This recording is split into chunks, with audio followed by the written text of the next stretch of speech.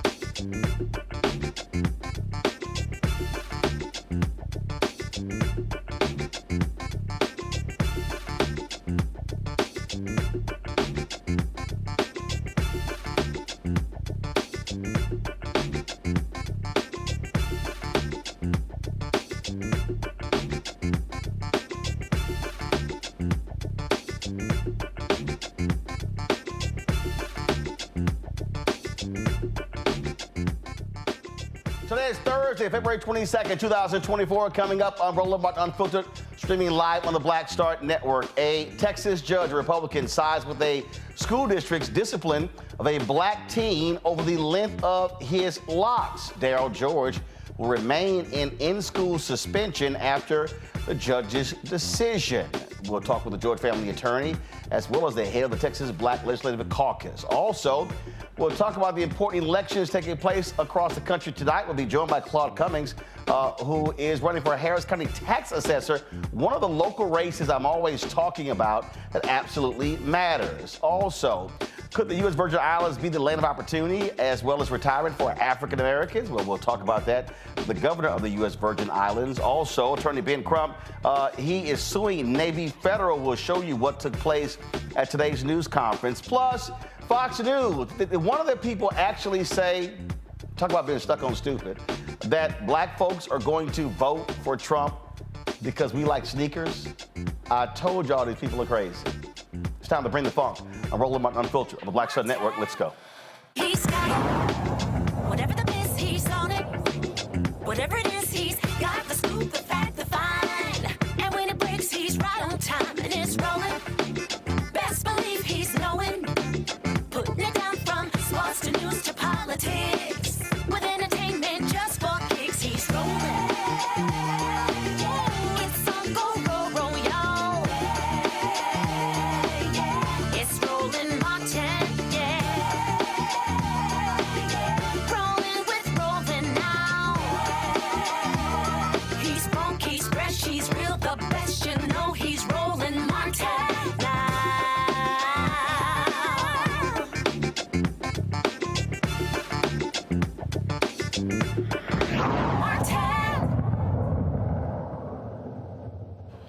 Folks, white folks in Texas wielding a Republican judge sided with the school district when it came to a black teen wearing locks. And remember, Texas passed the Crown Act, which outlawed hair discrimination in government jobs when it comes to school as well. But the judge says, no, the school district's hair policy is just, and the young man who has been in in-school suspension, well, he does not win his case. Barbers Hill ISD, the judge ruled that they did not violate the Crown Act for disciplining Darryl George. That decision came down today.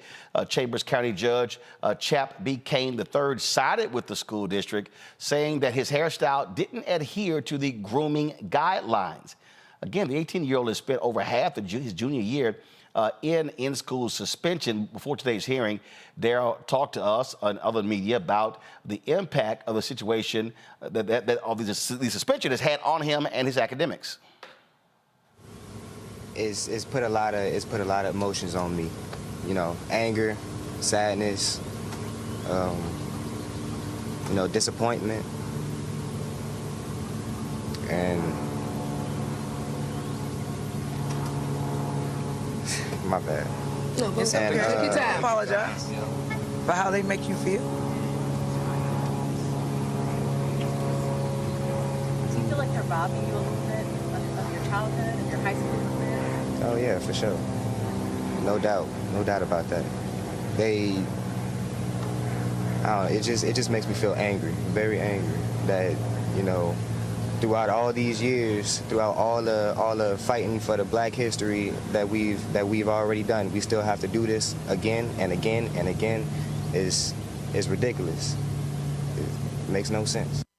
Joining us now is Ali Booker, the George family attorney, plus Ron Reynolds. He is the Texas Legislative Black Caucus chair. Ali, first and foremost, do you plan to appeal this ruling? Is it appealable? It is, and we do plan to appeal this ruling. So when the judge said that he was violating the hair policy, I'm still confused because their policy deals with length. His locks do not go past his ears. And that is exactly our argument. But they believe that they can control how long the hair is in totality when it is let down, not when it's worn at school. But that's what's so strange, because when it's let down, if it's not let down at school, how is he violating it? We agree. That's like saying they're going to regulate a woman's hair length, but if she's wearing it in a bun, well, we can still regulate that because it's in a bun, but it's not down. Absolutely, and that's why we believe that it's overbroad. The school district, of course, has been very aggressive in this. The superintendent has took an ad out in the newspaper as well. What do you think is really going on here? Well, guess what? Before I started this interview, I received an email, and this email is from Greg Poole and David Bloom. David Bloom writes it and says, Dr. Graham, this is, I guess he wants me to read it. He says, Dr. Greg Poole has been the Barbers Hill ISD superintendent since 2006. Here are Dr. Poole's comments on today's verdict. The Texas legal system has validated our position that the district's dress code does not violate the Crown Act and that the Crown Act does not give students unlimited self-expression. The United States Supreme Court recently ruled that affirmative action is a violation of the 14th Amendment, and we believe the same reasoning will eventually be applied to the Crown Act. Mm-hmm. High expectations have helped make Barbers Hill ISD a state leader. Falsely claiming racism is worse than racism and undermines efforts to address actions that violate constitutionally protected rights. So I'm sorry, they actually invoked the Supreme Court's ruling on affirmative action, and they think the Supreme Court is going to invalidate the Crown Act? They do, based on the fact that they believe it's unfair. They're claiming reverse racism. I thought it was funny. You know, they sent it to me, and then said it was a media blurb per se. But it answers your question, right? Where's their mind at? Affirmative action. I'm going to take away anything for blacks. Ron Reynolds, you're in the Texas legislature. Go to my iPad. This is the actual law. It says prohibition on certain discrimination in student dress or grooming. In this section, protective hairstyle includes braids, locks, and twists. Any student dress or grooming policy adopted by a school district, including a student dress or grooming policy for any extracurricular activity, may not discriminate against a hair texture or protective hairstyle commonly or historically associated with race. I'm sorry, I'm confused here. That's the damn law. Roland. How does a judge write this decision when the law is explicit? Brad, this is a shame on the judicial system that this judge rendered this opinion that's contrary to state law. This was an affront to bipartisan bill that protects students like Darryl from being discriminated against from the very same district, by the way, that we filed the damn bill in the first place, because they did it to DeAndre Arnold 2 years before. So we filed the Crown Act so that Barbers Hill will stop discriminating against students, black students, for wearing braids, locks, or twists. And here it is in 2024, deja vu. Barbers Hill says, yeah, y'all passed the Crown Act, but we found a loophole. You didn't talk about limb, so we're going to have a policy that just says you can't wear it past your, when you put it on the screen. And so therefore, he's in violation of our school policy. So this is discrimination. This is the school district saying either you can conform to European standards or you won't be at our school. And the judge gave them a pass. He turned a blind eye on the law that we passed, and it is a shame. This is an affront to democracy. Even white legislators agreed, first of all, voted for this, so this is not like it was carried only by black folks. No, this Roland, you know, you're from Texas. It's hard to pass any legislation in Texas. This is bipartisan. Governor Abbott had a bill signing because they did so much harm to, they did DEI and all that other stuff this session. We don't even touch that right now. But this was like, okay, we did something.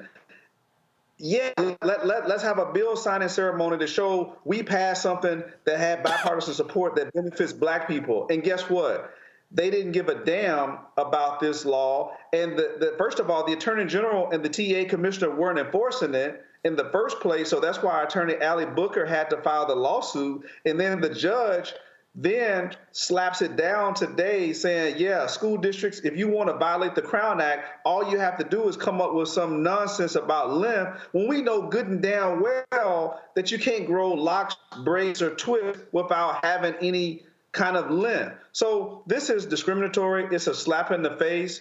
I think that Attorney Booker will prevail on appeal, but all while this student suffers and other students who are similarly situated suffer, that they cannot go and learn in an academic environment with their peers because Barbers Hill wants to single out black boys, black young men, and discriminate against them because they don't like braids, locks, and twists. Allie, how's Darryl taking this ruling?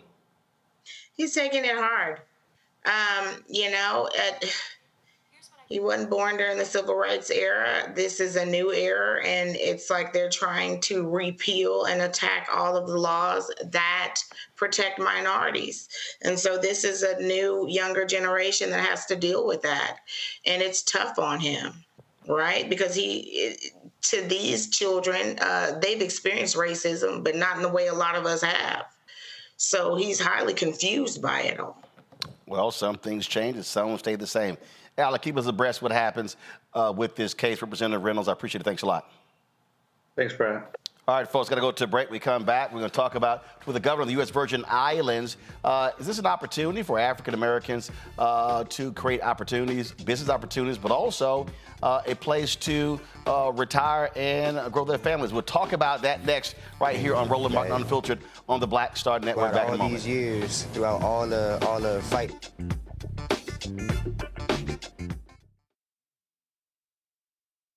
Check this out. Joe Biden and Kamala Harris are investing a record $7 billion into HBCUs. Billions for campus improvements, grants, and debt relief. Billions more for HBCUs. Endless possibilities for us. For the last 15 or maybe 16 years, 18 years, I'll say, since when I moved to LA, I hadn't had a break. I hadn't had a vacation. Probably a week vacation here and there. Right. This year, after I got finished doing Queen Sugar and we wrapped it out, because I knew I had 2 TV shows coming on at the same time, I said, I'm going to take a little break. So I've been on break for the first time, and I can afford it now. Praise God. You know what I'm saying? Right. So I can afford it. I'm like, I can sit back and ain't got nothing to worry about, man. But this was the first time in almost in 2 decades that I've actually had time to sit back and smell the roses.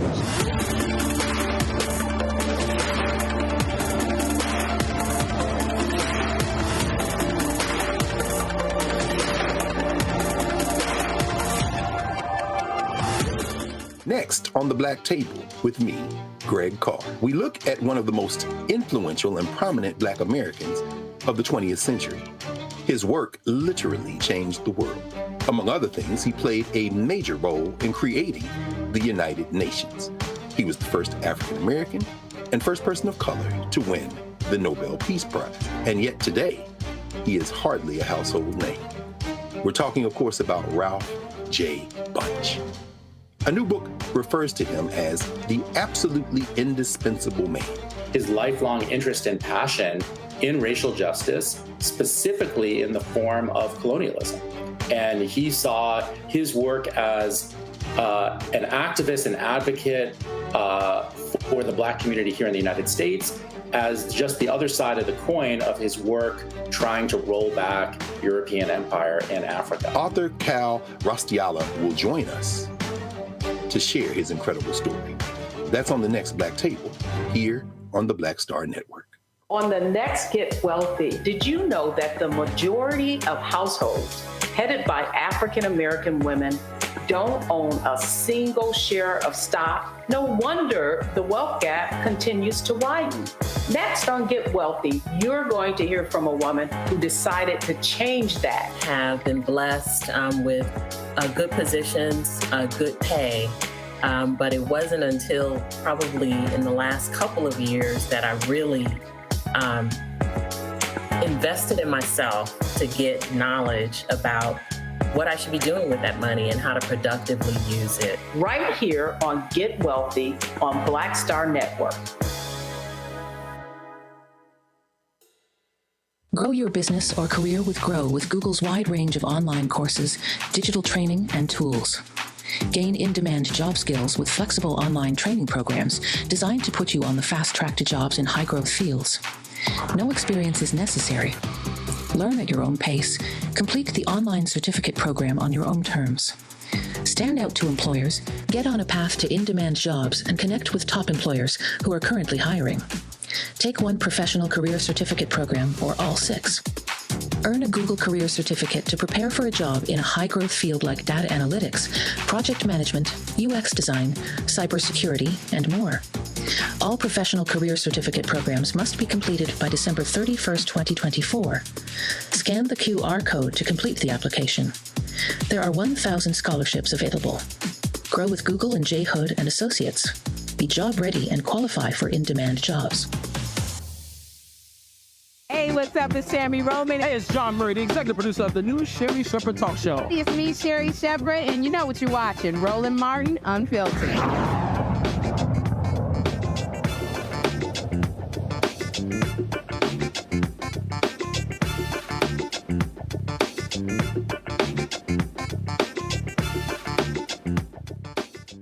Since 1927, U.S. Virgin Islanders have been United States citizens. A lot of people don't actually think about that when you think about U.S. Virgin Islands, but also when you think about Puerto Rico. So although not states, they are territories that are part of the United States. And so what many people are looking at is we see what's happening all across the country, an increasing number of African Americans moving to places like Costa Rica. We also hear about the Dominican Republic.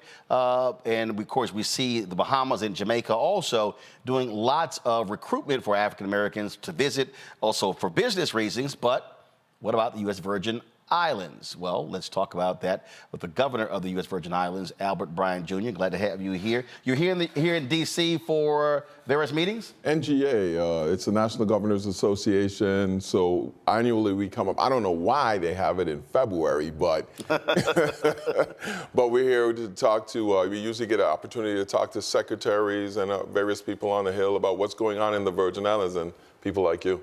So I was recently there. First of all, I've been a number of times. We invited you down several times with the Tom Joyner Morning Show cruise. Yeah. So we were there before COVID hit. We were talking about bringing my TV One show there as well. But of course, that changed everything.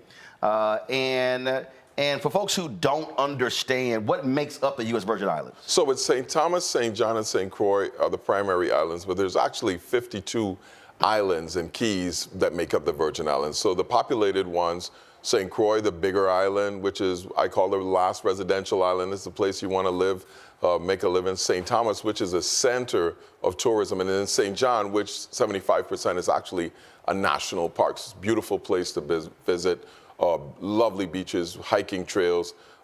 It's the Virgin Islanders' Virgin Island. So now what's interesting is when I was there in St. Croix, folks said, St. Croix black folks, St. Thomas black folks, St. John white folks. And I was kind of like, okay, interesting. And so what is the distinction between those three?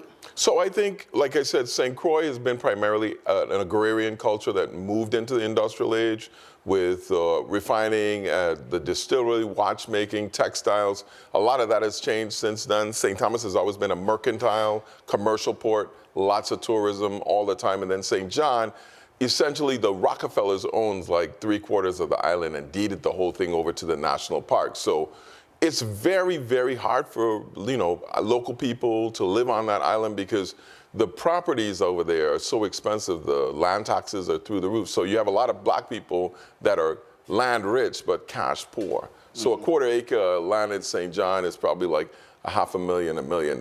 So the Rockefellers used to own that island? Okay. Absolutely.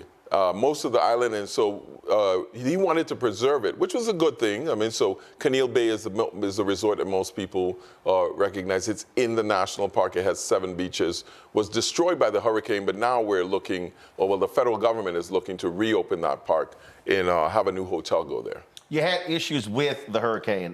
Whenever we would stop the Tom Joyner Fantastic Voyage cruise, we always play golf in St. Thomas.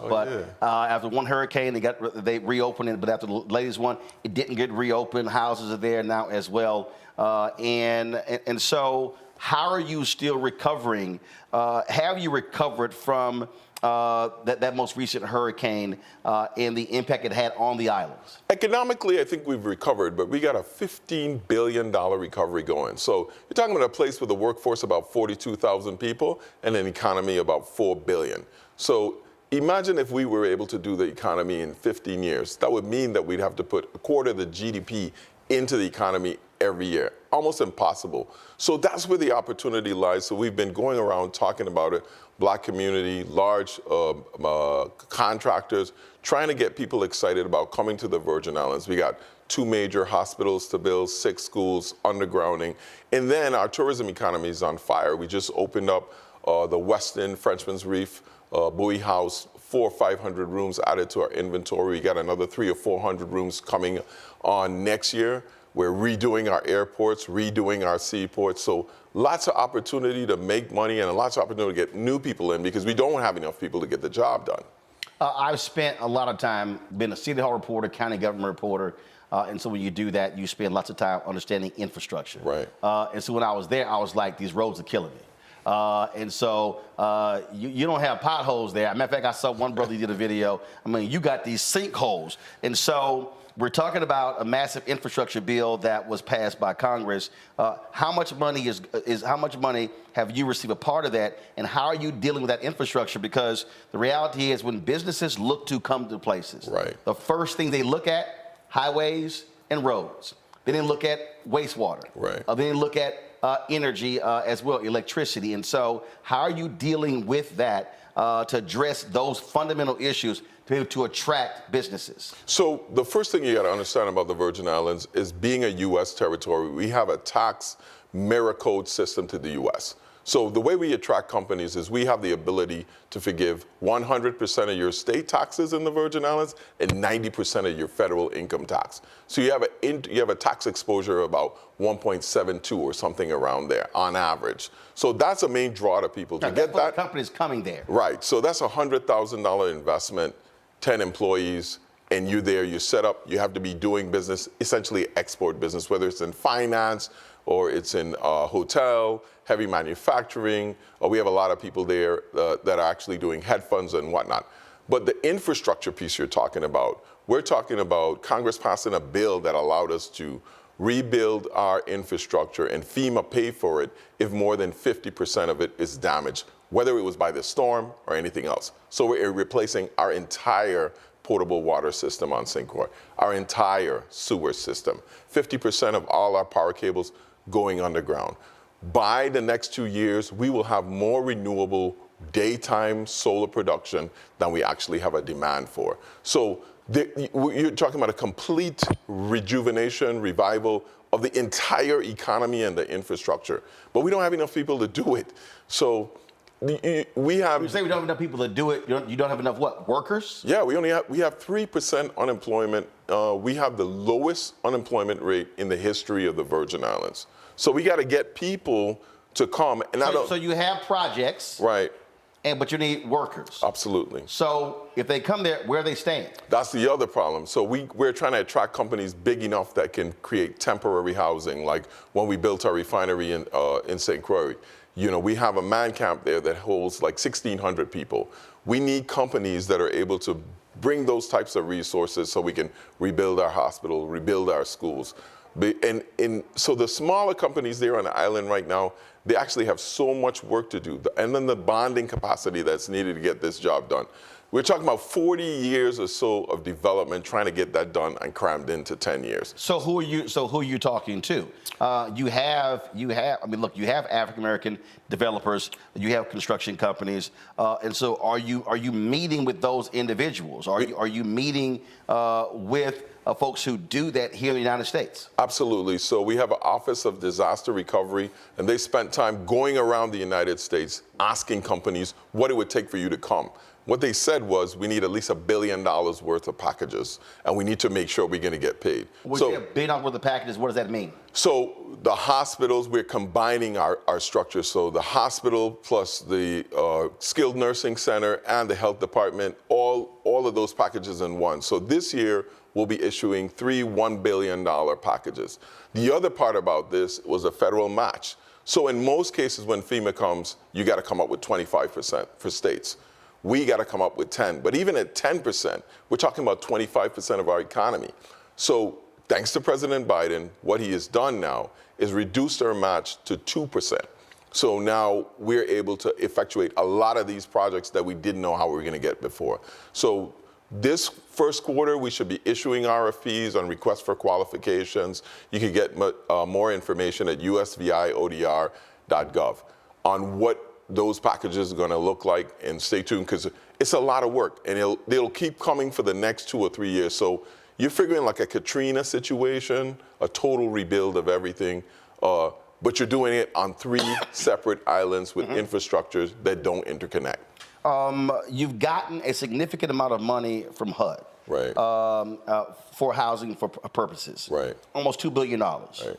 But not much of that has been spent. Right. But you also have a timeline. I talked to the folks at HUD as well, and that's a concern. And so how fast are you moving to allocate those funds? Because the last thing you want to do is to send that money back. Right. So a lot of that money, like $500 million of that money is match. So that money will be dedicated to the 2% I just talked about in order to get those projects running. And then the housing construction projects are actually going on. But the construction costs are escalating. And it's costing us $1 million per public housing unit. That's what construction looks like. Why? Now. Because there are hardly any suppliers. You don't have the contractors there that are able to do it. So if my house, we still have 400 homes to rebuild and 300 new ones. We have also, in order to help with it, we've created a program now where we're subsidizing and giving our residents a grant of up to $350,000 on your first home. So whether it's your down payment, you're doing a construction loan, or you're doing a straight up purchase or renovation, if it's your first home, we're giving you that. So there's a lot of pressure on the contractor, the construction market, and demand. That's why we need more workers, people to come in and be able to help not only do the big stuff like the hospitals and the housing communities, but also do the small stuff like residents need homes. We got like 700 homes that we got to get done. So if we're talking about these, you need workers. What are these jobs paid? Well, that's the thing now. I think the minimum wage in the Virgin Islands is $10.50, but if you're a grocery clerk, cashier, let's say, that's about $15 an hour.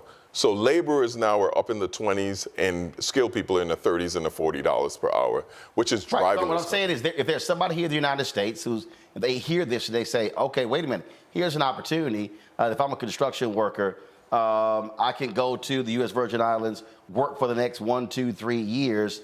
What kind of salaries are we talking about?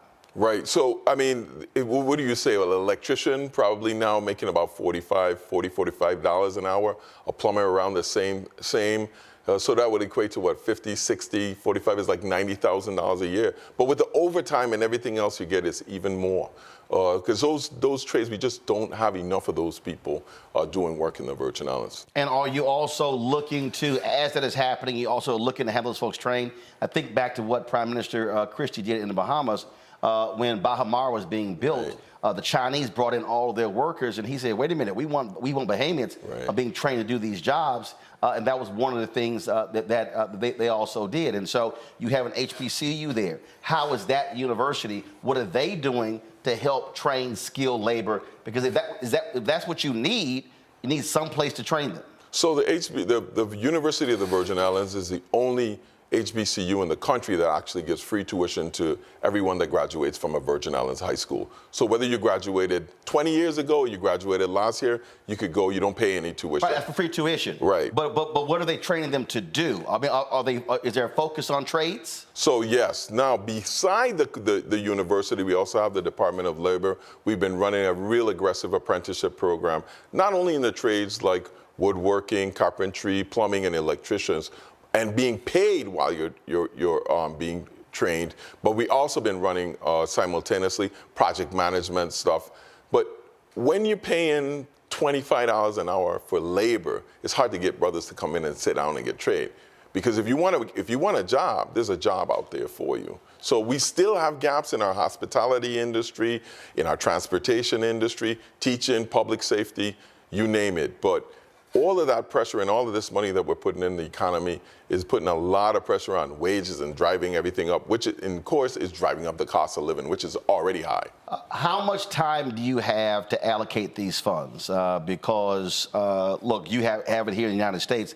There's a number of states, if they don't spend this money by a certain period of time, it goes back to the federal government. So how much time, this is 2024, how much time do you have? So the $800 million of the HUD money has to be spent by 2026. And we're peeling away at that money, but we intend to get an extension on that. So $800 million of that, how much have you spent so far? We spent probably, I would say, about $400 million so far. So you got 2 more years to spend $400 million or so of that. That's just HUD. Now, FEMA now. Right. We just, with this new matching opportunity that we got from the president, we got 11 years, otherwise our match goes back down to 95% instead of 98% where it is now. So there's a lot of pressure on us to get this done and get it done quickly. Do you have, I mean, we saw this, I mean, you talked about the hurricane. When I was, I'm born and raised in Houston, so when the last hurricane hit, the governor, also the mayor, appointed critical individuals to oversee that. Right. And so do you have government officials with the expertise to actually push through these massive deals? These are not just regular ordinary deal. And so do you have that capacity? Do you have sort of a housing czar, a construction czar, who that is their sole job to get this done? So right now, we just formed what we call Rebuild USVI. And that's because we're getting our projects obligated now. And what Rebuild USVI is a super project management office that is going to house exactly what you're talking about. Currently, it's headed by Adrienne William Octolins, who was our housing czar, who has experience with FEMA and has a broad experience from Section 8 to public housing.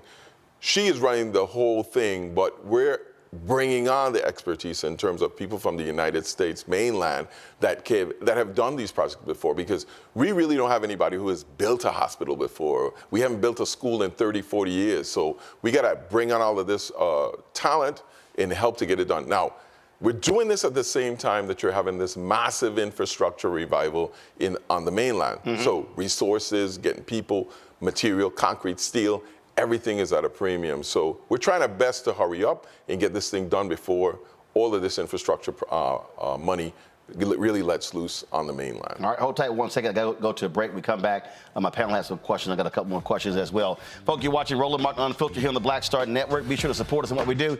Join our Brina Funk fan club. Your resources make it possible us to cover the stories that absolutely matter. Send your check and money order to P.O. Box 57196, Washington, D.C. 20037-0196. Cash App, $RM Unfiltered. PayPal, R Martin Unfiltered. Venmo is RM Unfiltered. Zelle, Roland@RolandSMartin.com. Roland@RolandMartinUnfiltered.com. Be sure to download the Black Star Network app, Apple phone, Android phone, Apple TV, Android TV, Roku, Amazon Fire TV, Xbox One, Samsung Smart TV, and of course you can watch our 24-hour, 7-day-a-week streaming channel on Amazon News. Simply go to Amazon Fire, go to Amazon News. You can also tell Alexa to play news from the Black Star Network. Also Plex TV, Amazon Freevee, Amazon Prime Video. And be sure to get a copy of my book, White Fear, How the Browning of America is Making White Folks Lose Their Minds. Available bookstores nationwide. Get the Audible version on Audible. I'll be right back. A launch. It's not even a march. We're launching. That's right. A 42-week campaign. March the 2nd at 10 o'clock in Raleigh and 33 other state capitals and the District of Columbia. This is a historic move to mobilize the most powerful untapped block of voters in this country. That's right. Poor and low wealth voters who make up 87 million votes. And it's never been tried before. Never been tried before in history. At the same time, the same message, same focus. And when that power turns loose, they will not be able to figure out the political calculus. I don't know about you, but I'm ready to shake things up. I'm ready to get up out of the valley. I'm ready for God to put his spirit on us. I'm ready to be used to change this nation. And what we're saying is, can't we come together? Can't we come together around an agenda? You ain't got to like everything about Rem Barber. You don't have to like everything about St. Croix. You don't have to like everything about Long Choir. But can we come together and say, it's time to end poverty as the fourth leading cause of death?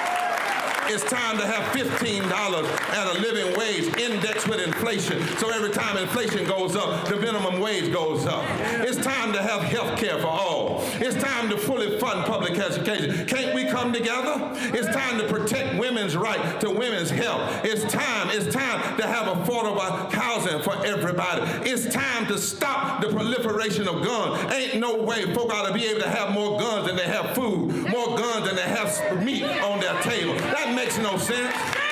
Isn't it time for division to be ended and love to take over? Can't we organize around that? Look at your neighbor and say, neighbor, I don't need to like everything about you, but can't we organize for power? Can't we stand for justice? Can't we love everybody for just a little while? Can't we come up out of the valley? Can these bones live?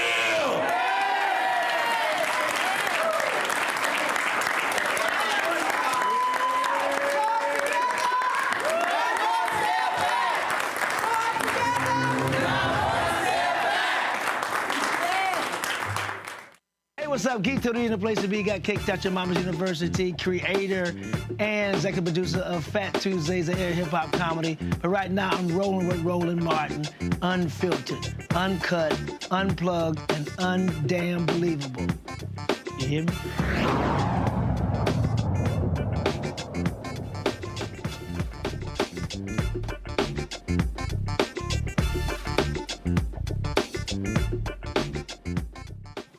All right, folks, welcome back. We're talking with the governor of the U.S. Virgin Islands, Albert Bryan Jr. Time for questions from our panel. Lauren Victoria Burke, NNPA, you're first.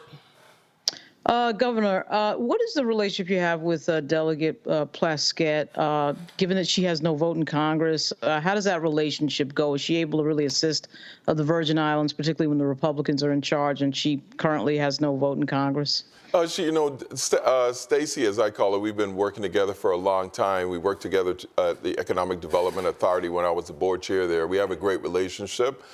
She somehow is able to work it so that we are able to get benefits. One of the strategies I know is working very closely with Puerto Rico and keeping friends on both sides of the aisle. She's been a strong voice for the Democratic Party, and we have a lot of friends as a result of it, so she's been very successful. Thanks. Greg? Thank you, Roland, and thank you, Governor Bryan. Like Guam and Puerto Rico, as you say, the Virgin Islands is in many ways, I guess they call the polite word is territory, but I think of it more as a colony. If over half of the land is national park, what are the limits to the possibilities for the people who actually live there? I'm not talking about the tourist industry and all that kind of thing.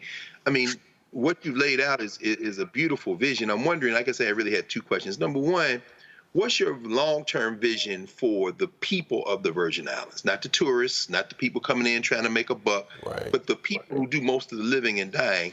And does that vision finally involve any move toward perhaps statehood?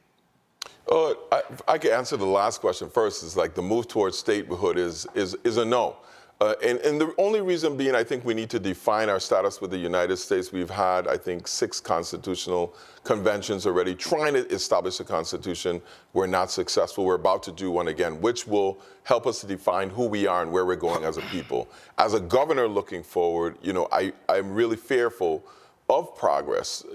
Growth kills. And the one thing that I've been strategically trying to do is do the things that we can to do to control inflation, like lower poverty, increase wealth for families by subsidizing housing and giving people the opportunity to buy their first home.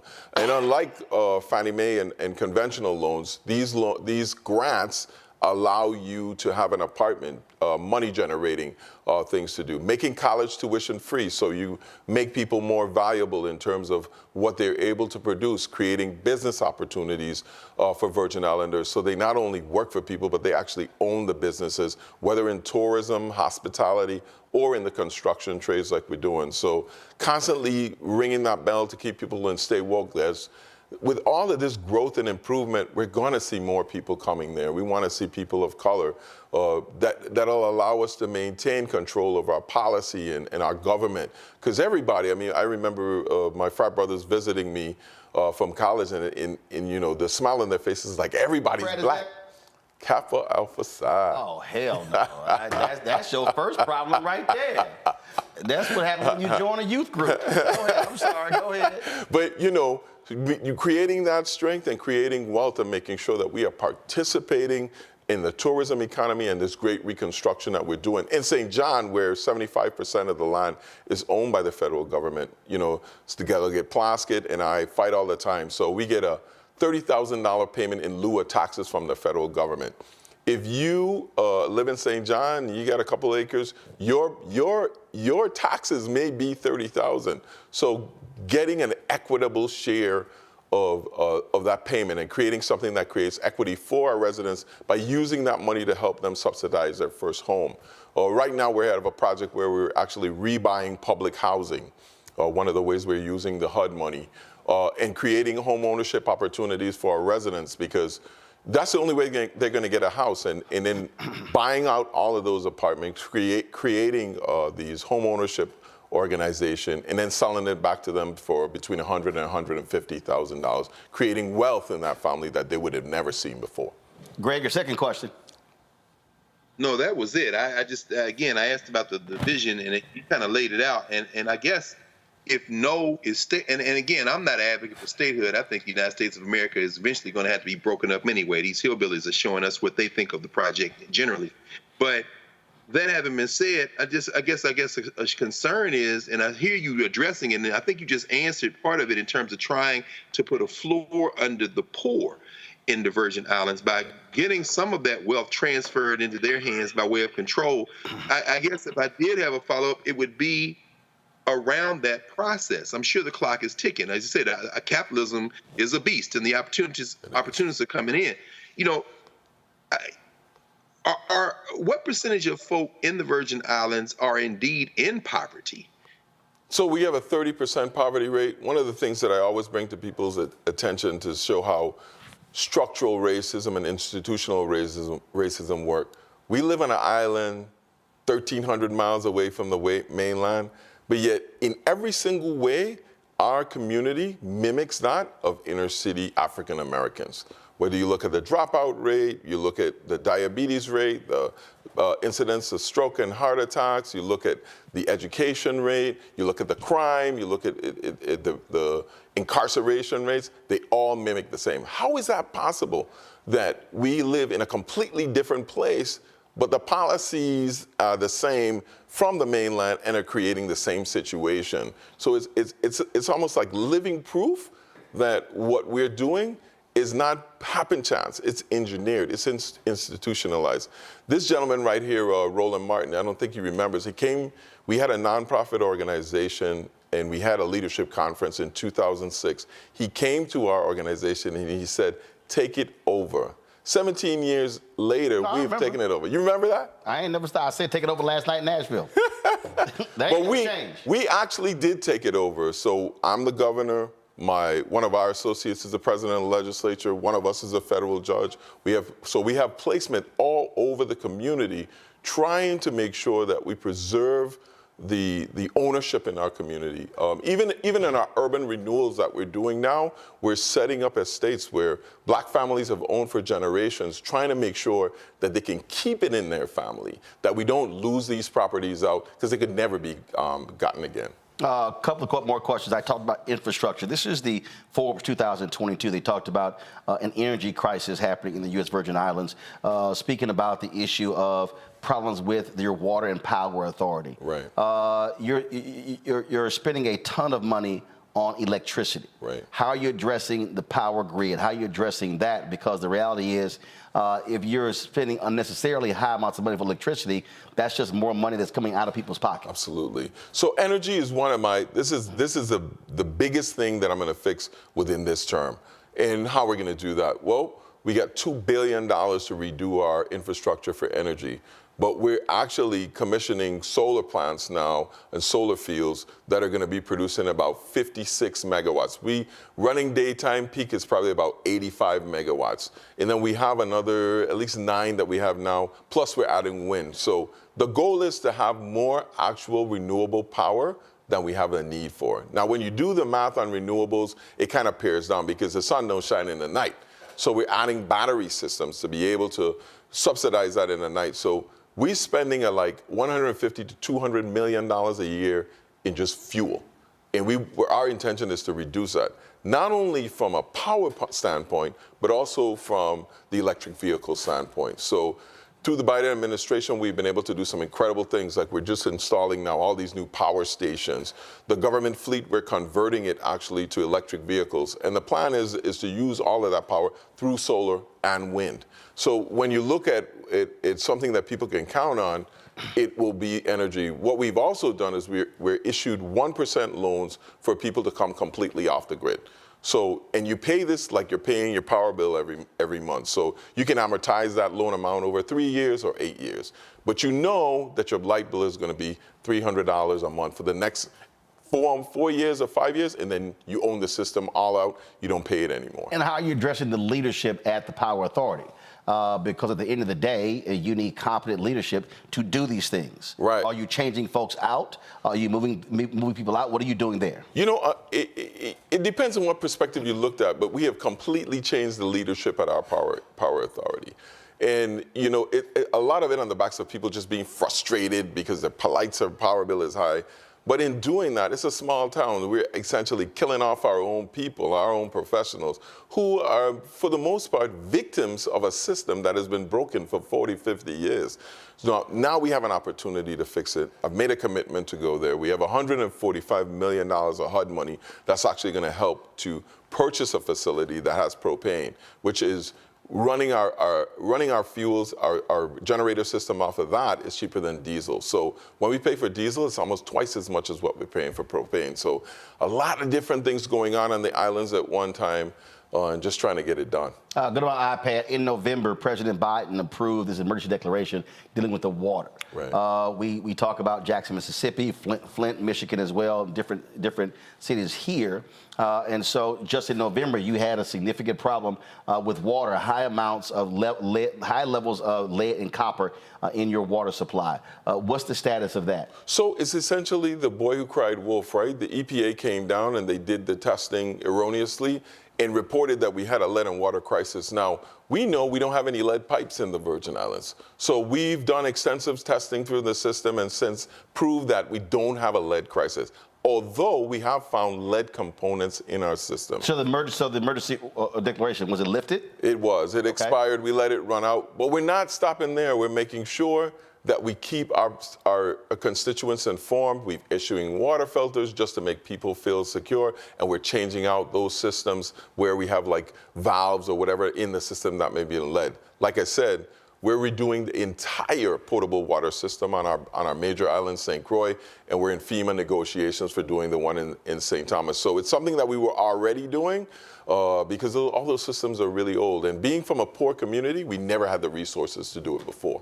Last question here. I talked about tapping into the expertise here. Mm-hmm. What particular organizations or groups or individuals who you're talking to, who you're reaching out? Are you bringing people down to do assessments and then going back and saying, hey, this is what we need? So for instance, if you say we need 1,000, 2,000, 3,000 workers or whatever it is, who are you working with here in the United States to be able to bring folks there to be able to do some of these particular jobs? So that's why we're looking at these larger corporations, the Brown and Root, the AECOMs, the huge ones in the world, because they're the only people that we think have the infrastructure and the money to be able to say, I'm going to build a man camp or move people from one place to the next. But are you requiring that they also partner with black-owned companies? Well, that's a requirement anyway, because remember, all of this is federal money. So they have to partner with black-owned companies all the way around. And, you know, in the Virgin Islands, and most people may not know, it's essentially 90% people of color. I know they told you that St. John is for the white people, but the black people run essentially and are everywhere. 9% black people or people of color? See, I'm real specific. When I say people of color, that means everybody. No, I'm talking about black people. Probably about 85%. 85% black. Absolutely. Cool. There you go. So 5% other people. Yeah. Gotcha. I always count the black number. So I cut. Yeah, I don't see it. I cut right to where the black number is. You know, it's weird in the Virgin Islands though. So being black is African American is the majority. So everybody wants to be black. It's like cool to be black. Even the white people don't trust white people down there. Yeah, but they ain't black. No. They ain't black. They're not black. So again, because that's one of the things I think is important. Mm-hmm. We're talking billions of dollars here. Yeah. And for me, look, when I traveled to Ghana, when I was in Liberia in 2022, when I'm seeing these things happen, we are seeing, when I was in Ghana in 2019 and 2008, there was a sister who moved down there who has now the largest wastewater management company there in Ghana. We're seeing folks do that, and that's important to me. If we're talking about billions of dollars, what I want to see is that money going to black-owned companies, being able to build capacity, being able to grow. So that's why I'm saying, those conversations are happening there. Well, we're doing a lot of stuff around tourism, and during COVID, right, we saw a large amount of the African American community come to the Virgin Islands because they couldn't go to Jamaica. The Bahamas was closed. All those places are much cheaper to go than the Virgin Islands. And most of the people we ran into, I never knew this was here. The hardest thing is getting people on the mainland to recognize that we're Americans too. that we are from, it is U.S. currency, it's the U.S. taxation system. So there's a lot of education, and why I'm on shows like this, to make sure people understand that we're just like you. We live in the Virgin Islands, except our weather is 100% better all the time. So on that point then, are you creating a specific campaign? Because again, when Christie came back in, he was very aggressive doing partnership advertising deals with Urban One radio stations, doing television as well, on the digital side as well. Are you looking at what are the annual events that happen there that can actually draw people and bring them there? You got black people who are right now going crazy, going to Martha's Vineyard damn near now for 2 months spending money. Yeah. I mean, literally, you could be attracting those folks to the U.S. Virgin Islands. And so, what is the plan of action there? Are your tourism people really crafting plans that are specifically targeting African Americans? I mean, you've got Divine Nine, you've got Links, you've got all these different organizations. Folks are always looking for some place to go, and black folks do spend, we travel. I must admit that on the tourism front, we're there. But on the construction front, in terms of bringing people for business, is not happening right now. And you make some excellent comments about who we need to partner with to make that happen, and hopefully you can help us do some of that. All right. Well, look, we're going to check in with you. I'm a firm believer in follow-up, so everybody knows how I roll when it comes to accountability. So we'll check back in 3 to 6 months to see what's going on. And hopefully, things continue and we see improvement. And again, when I go back, I didn't shoot a lot of video this time, but I'm gonna be checking the roads out when I go back next time. So again, I gotta say it. Like I said, I'm from Texas. The first thing we look at are roads, and so that's always the big deal. I was in the car with Tim Reed. I was like, Lord, Tim, swerve. I said, if there's one business that can open, it's a shock absorber business. I said, because man, it was rough, but that's the deal there. Definitely believe, because any business at the end of the day, that's when they're looking in this country, when they're looking to move to states, looking to move to cities, that's the first thing they're looking at. Gotcha. Roads, energy, water, now all of those things that are put in first before they even come there with jobs and people. Absolutely. All right, we appreciate it. We'll see what happens with a Kappa running the Virgin Islands. And so, we already know how alphas roll, but, we'll have mercy on y'all. I appreciate it. Thanks a lot. Thanks a lot. Folks, got to go to a break. We come back more on Rolling About Unfiltered, including Fox News actually saying black people will vote for the orange man because we like sneakers. And y'all wonder why I wrote my book called White Fear, how the browning of America is making white folks lose their minds. We'll be right back in a moment. Check this out. Joe Biden and Kamala Harris are investing a record $7 billion into HBCUs. Billions for campus improvements, grants, and debt relief. Billions more for HBCUs. Endless possibilities for us. Hatred on the streets, a horrific scene, a white nationalist rally that descended into deadly violence. White people are losing their damn minds. An angry pro-Trump mob storms the U.S. Capitol. We're about to see the rise of what I call white minority resistance. We have seen white folks in this country who simply cannot tolerate black folks voting. I think what we're seeing is the inevitable result of violent denial. This is part of American history. Every time that people of color have made progress, whether real or symbolic, there has been what Carol Anderson at Emory University calls white rage as a backlash. This is the rise of the Proud Boys and the Boogaloo Boys. America, there's going to be more of this. Here's all the Proud Boys, guys. This country is getting increasingly racist in its behaviors and its attitudes because of the fear of white people. The fear that they're taking our jobs, they're taking our resources, they're taking our women. This is white fear.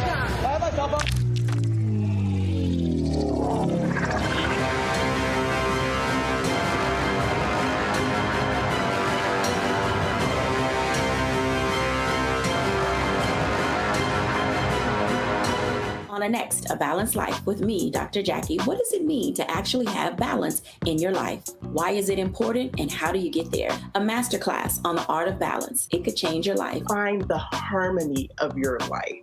And so what beat can you maintain at a good pace? What cadence can keep you running that marathon? Because we know we're going to have, high levels, we're going to have low levels, but where can you find that flow, that harmonious pace? That's all next on A Balanced Life on Black Star Network. On the next Get Wealthy, did you know that the majority of households headed by African American women don't own a single share of stock? No wonder the wealth gap continues to widen. Next on Get Wealthy, you're going to hear from a woman who decided to change that. Have been blessed with good positions, good pay, but it wasn't until probably in the last couple of years that I really invested in myself to get knowledge about what I should be doing with that money and how to productively use it. Right here on Get Wealthy on Black Star Network. Hey, what's up, y'all? I'm Devon Frank. I'm Dr. Robin B., pharmacist and fitness coach, and you're watching Roland Martin Unfiltered.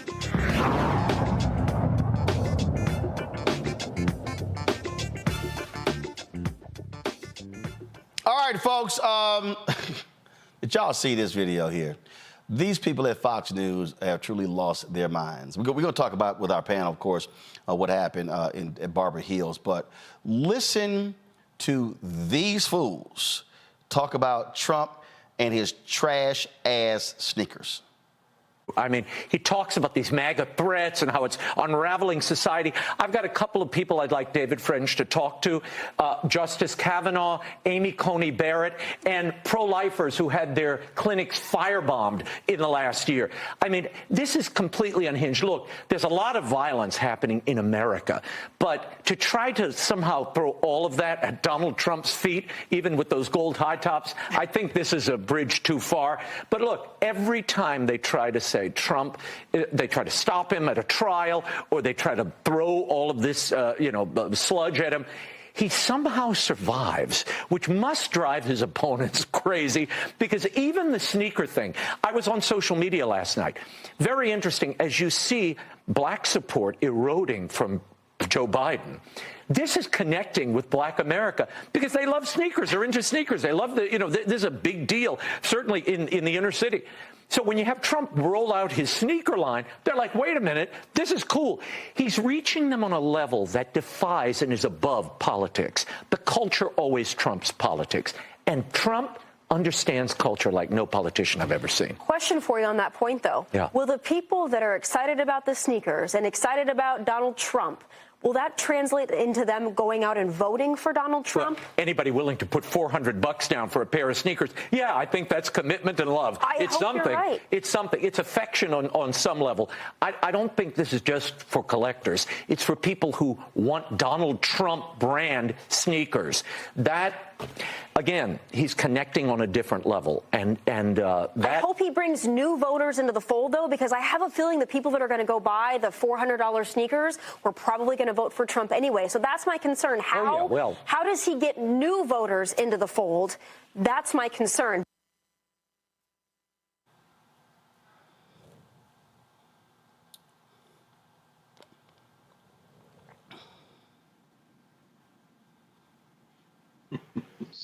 Lauren, they really think black people are simpletons.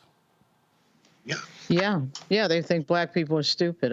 We saw that with the whole Kanye West presentation. They thought that they could just get a rapper out there and, oh my God, there's a rapper out there, so black people are gonna vote for Donald Trump. I mean, it really just doesn't work that way. And everybody knows if you look at these elections that African Americans overwhelmingly vote for the Democratic Party. Even with Hillary Clinton, that was the case. Certainly with Biden, it was the case. Hillary Clinton getting more than 3 million votes than Trump, and then, of course, Biden getting more than 8 million votes than Trump. There's no reason to believe that that's going to change. The issue is, at what percentage will the black turnout be? That is going to be the issue. not so much the percentages. But certainly there is an issue with regard to black voters in this cycle. And President Biden, the energy is not there on Team Blue right now, and Team Red has a little bit more energy, even though these two candidates are close to the same age. But there is this tendency to throw out very odd performative moments like the sneaker thing and like the Kanye West thing, which was extremely strange. And of course, just like with the Kanye West thing, it meant absolutely nothing. And I suspect the sneaker thing will mean absolutely nothing. We'll see. Greg, this is no different than the trash-ass platinum plan, which was their way of, let's call it the platinum plan, because the Negroes, they love the flashy stuff. Well, brother, I tell you, I mean, we're talking about percentages. I mean, Lauren laid it out. If you're talking about lower voter turnout, and probably will be lower this time than in 2020, there's no pandemic, there's no Breonna Taylor, George Floyd, and Ahmaud Arbery. And so you then concern yourself with who's going to go to the polls. Now, the people who would support Donald Trump in the Negro community probably not going to vote. And I agree with Paul Rubens. Pee Wee Herman. I thought Pee Wee Herman. Raymond Arroyo. I'm sorry, Raymond Arroyo. I thought for a minute I was looking at Pee Wee, but same thing. Yeah, same thing, right? But when he says that Donald Trump understands culture, he understands popular culture, and we know that Donald Trump was an icon for a lot of folk in the hip hop community, but those people are not going to vote. Generally, you talk about Kanye. I remember Kanye and Lil Wayne's collaboration, Barry Bonds, and I think the lyric as Wheezy spoke it went, "I'm so bright, not shady. My teeth and my eyes so white like shady. Ice in my teeth so refrigerated." Then he goes, "I'm all about my Franklins, Lincolns, and Reagans. Whenever they make them, I shall have them. Nope, have them. I'm so crazy." Meaning what? If they put Ronald Reagan's face on a dollar bill, some of these Negroes in the hip-hop community would get it. They don't care about the politics. They just want the money. And Donald Trump, for them, represented success. So this ploy is perhaps not aimed on growing the pie for voter participation for Republicans. It's aimed on chaos and misinformation. And anytime you got a community where some folks who are potential voters are going to argue more about whether Megan is in the right or Nikki is in the right, then you've got a situation where you're just trying to shave off a few thousand here, a few thousand there, confuse a few more people here. Some people turned out, I don't want to hear anything about it. And there are going to be, make no mistake, there are going to be some Negroes in them gold shoes. And it ain't going to be Tim Scott and Ben Carson. There are going to be enough people to cater to this chaos, to create the chaos that the white nationalist party needs to distract folk from the issue. And then that goes back to the Texas story as well. They're after the 14th Amendment to strike all race laws. That wasn't a random email that they sent to their sister. They're playing the long game. We're over here talking about gold tennis shoes. See, this is what I have been laying out to folk, Lauren, when I say you must understand the evil that is at hand, what their plans are, what they are trying to do. Project 2025, we're going to actually go into detail on that. I'm going to dedicate a whole 2-hour show to that. But I keep trying to explain to black folks all of this stuff. We survived him before, we can survive it again. These people have no idea the long game they're playing. I have been now saying for 15 years, they see 2043. They know what is coming. And what they have figured out, and again, I have dealt with these Simple Simon Negroes who say, "Oh man, them federal judge positions, Biden appointed, that stuff don't mean nothing." I'm sitting here saying, listen, dumbass, the president is only there max 8 years. U.S. Senator can get reelected. They can lose an election. You got House members. Federal judges are lifetime appointments. And what the folks on the right understand, and the Federalist Society understand, and Leonard Leo understands that if we control the judiciary, they are the ones who are the final arbiters of all laws. Congress can pass a law, the courts could invalidate it. The president could issue an executive order, it can be invalidated by the courts. And so our folks have better understand that their goal, their aim, Lauren, is to have largely white men in federal judicial positions that if you appoint today a 35, let's say Trump somehow wins 2025. If you appoint a 35-year-old federal judge, 35 years old, and they serve 50 years in that position does not come open until 2075. And these folks are running around saying, oh, these things don't matter. Oh, yes, they do. Yeah, absolutely. Well, you know, the moment that we're in really was touched off by really the defeat, the shocking defeat, really, of Hillary Clinton in 2016. Because when you think back on it, because of the overconfidence of people like Robbie Mook that want to use iPads and all this other nonsense to, you know, have digital contracts going to their friends and not really listen to some of the things that were being said in terms of advice on the Electoral College map. What that then did was that gave, of course, Donald Trump 3 Supreme Court picks and, of course, a lot of picks on the federal judiciary. That's what sort of started this moment that we have now into motion. Of course, it put Donald Trump in the White House and, of course, created this whole thing, this movement, MAGA, the whole bit. But not just those 3 picks. Remember, McConnell blocked 100 federal judges. He blocked Obama from Merrick Garland, but also 100 federal judges. And so that's how I think Trump appointed like 237 or 247. 100 of those were when Obama was there. They knew exactly what they were doing. Yeah, as the federal judiciary, of course, can invalidate, but of course Congress can pass laws that invalidate. Like, so the John Lewis bill, for example, could actually fix the Voting Rights Act. So but the problem is you need 60 votes in the Senate. So guess what? You're not going to get the 60.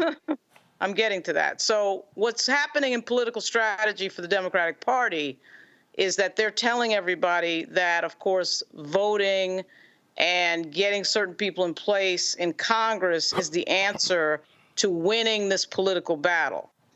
And I'm not too sure that's true, because even though we know that voting, of course, is important, putting certain people in Congress is important and all that, what we're seeing is that no matter how many people you put in and no matter what you do, there's always the problem of having, you know, everything lined up. You've got to effectively have the presidency and both houses of Congress. And that trifecta is becoming more and more difficult to pull off. Well, it's becoming... Usually, particularly on the state level, because you're losing the Senate, you get, you know, what's going to happen probably is the House is probably going to flip back to the Democrats, you know, by the beginning of this year. But then you have the problem of winning the states. And winning the states is a difficult thing because the map is just have a lot of red states there. And that's why we have a Senate, you know, that's effectively 50-50, even with two independents. So there's that constant lack of strategy with certain things that have to bring this whole thing together. But you got to realize it's set off by that first national election, which really was lost. It was really lost because of misinfo, disinfo, and Comey's announcement against Hillary Clinton. First of all, let's be clear. The 2016 election there were multiple factors at play. First, Senator Elizabeth Warren chose not to run against Hillary Clinton. I still believe had Senator Elizabeth Warren run, she would have beaten Clinton like Obama did in 2008. That's one. Two, you obviously had the email drama and the constant drumbeat of those stories. Then you had Comey dropping the letter late. Then you had Robbie Mook being a ridiculous campaign and her not stepping foot in Wisconsin one damn time, a state she lost by 10,000 votes. Them blowing off, having signs and things along those lines. Even though people were in Pennsylvania and Michigan were demanding those things. But you also had a lot of people who were just like, nah, I can't vote for her, who were not thinking long term. And see, Greg, this is the thing that, again, I love when these simpletons come, man, you out here shilling for the Democrat, you out here sitting here buck dancing for the Democrats. And I'm like, y'all are stupid, because I'm looking at the map. I'm looking at the chessboard, the way and Who's Searching for Bobby Fischer, when Ben Kingsley knocked all the chips off and said, now read the board. I'm telling you, I understand the board. There are 900 plus federal judges in this country. Biden-Harris has appointed about 150. They may get another 25 before the election is up this year. If Democrats win in 2024 and win in 2028, in those 12 years, they will have appointed more than half of all federal judges. They likely then will also be able to appoint replacements for Sam Alito and Clarence Thomas. Right now, it's a 6-3 conservative majority. If Democrats play long ball, they could actually pick up, again, over the next 12 years, 3 of those Supreme Court positions: Alito, Thomas, and Roberts. So when the people say, oh, we've lost the court for the next 50 years, that's a lie. You lose the courts for the next 50 years if you're not paying attention to who controls the presidency and the United States Senate. And so then if you talk about the United States Senate, hey, what is the key? You're not going to win West Virginia. Manchin is not running because he's a weakling that's off the board. You got to hold Sherrod Brown in Ohio. You got to hold Tester in Montana. You got to hold the seat in Nevada. That's what you have to do. Then you go to the midterm elections. And so what I keep saying to these people, and yeah, this is one of the reasons why you don't see these networks calling me, who's actually talking to black people and doing interviews because they want to call celebrities all the damn time. We, as black people, must be strategic. We must not be emotional. We must not be sensitive to stuff. We must be studying the board and going, okay, I didn't get all that I wanted when with Biden-Harris. What can I get in the second term? What can I get if they win in 2028? I know what I'm not going to get by Republicans. I know what I'm going to get from them: voter suppression. I know I'm going to get a rollback of civil rights. I know all those different things. So my deal to our people is sit there and go, even with all these things happening, I totally understand Israel and Gaza, but let me be perfectly clear. You already had a Republican, okay, out of, what's the dude out of Arizona who said, wipe all the Palestinians out.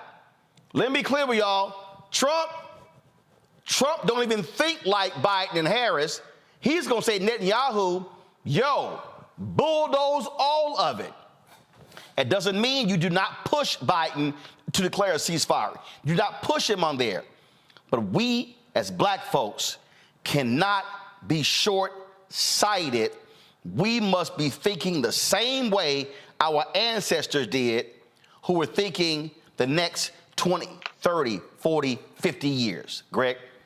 Absolutely, Roland. Again, I mean, maybe we all sound like a broken record, but it bears being ad infinitum. That is why this platform is not just essential.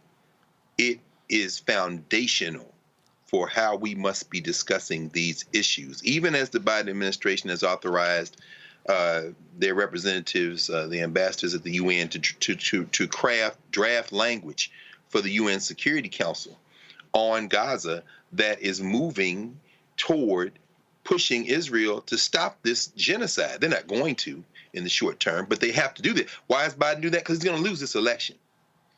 And, you know, what these white boys have done now, these white nationalists, these hillbillies, They have now dropped all pretenses, and it's exactly because of what you said. They put their federal bench in place, not just the Supreme Court, because the Supreme Court only hears a fraction of federal cases. We all saw what happened down there, Lauren, where you are in Fairfax at Thomas Jefferson High School. The Supreme Court refused to hear this case that was decided this week on the program, the admissions schemata that allows for students to be accepted at Thomas Jefferson High School. Now, Alito and Thomas dissented because they want to dismantle everything. And they cited, of course, what happened at the collegiate level. But I'm bringing all that up for a reason. The white boy strategy now is to drop all pretenses and throw everything they can in the courts. That's why this hillbilly Chief Justice of the Alabama Supreme Court is quoting God in saying that embryos are people. That's why in Texas they're setting up a military base at the border. They're now going to do the egregious example. And if anybody thinks that Greg Abbott signing the Crown Act in Texas wasn't with a wink toward going to court, and that this fool at the school there, Dr. what's his name, Dr. Poole, whatever the hell that is, wasn't already set up to do exactly what they're doing. In other words, just straight violate the law and get it into the court so they can have a crack at it at that 14th Amendment, then you're not paying attention. The egregious examples are the point at this point. They think they have a bench in place to be able to run their white supremacy Boston. Now, what we are dealing with, and I was just in South Carolina, I was there Tuesday and much of the day on Wednesday. And by the way, everybody down there told me to tell you hello, Roland. I saw Mignon Clyburn Thursday night, Tuesday night. She came to the left. And so when you look at a state like South Carolina, with the mush-mouthed senator from South Carolina, Tim Scott, and Lil Lynn, the number of black people in that state who, if they would simply be organized and move in the tradition of South Carolina, we talk about Brown versus Board of Education, but it's really Briggs versus Elliott that sets that whole thing off. South Carolina doesn't have to look the way it does. Gary Chambers told you how many times Louisiana doesn't look like it does. But that's why finally this platform is so important. Helping our people understand that the only way we are going to prevent deeper harm to ourselves, forget the funky United States of America. We're talking about self-preservation and self-defense. The only way we're going to do that is to get off the sidelines and get involved in the political process in every way, not just voting, organizing. What we saw with Reverend Barber, we are going to make the mistake of thinking that there are some rules in place. Right. These white boys have no rule. They only have one rule: rule or ruin. They are now violating every law, thinking they've got a bench in place that's going to back them. And largely, they are not incorrect. I need, before we close this segment off, this is what I need folks watching to understand, people who are listening. You heard at the top of the show, the lawyer for the young brother in Texas with the Locs. In the statement of the superintendent, they specifically referenced the Supreme Court's affirmative action decision and the 14th Amendment. To all y'all who are watching, the 14th Amendment is one of the 3 Reconstruction Amendments that were passed by the radical Republicans after the end of the Civil War. The 13th, the 14th, and the 15th Amendment. Why do conservatives hate the 14th Amendment? It's the Equal Protection Clause. In that particular amendment, it deals also with insurrections. Listen to what I'm saying. If you look at most of our civil rights laws, the Equal Protection Clause has been used in a variety of cases by the courts. The white right, hates that the 14th Amendment exists. If you look at Samuel Alito, he, in the ruling just the other day, if somebody, for religious reasons, doesn't believe in homosexuality, why are they called a bigot? Y'all got to understand what they're setting up. You got to understand that Ed Bloom in suing the Fearless Fund is using the 1866 Civil Rights Act against black people, which was a civil rights act that was put in place to ensure that black people got economic opportunities. If y'all pay attention, you will see that Stephen Miller, that white nationalist who, if Trump wins, Trump is going to make him the attorney general. What does he do? He sues and blocks the funds for the black farmers.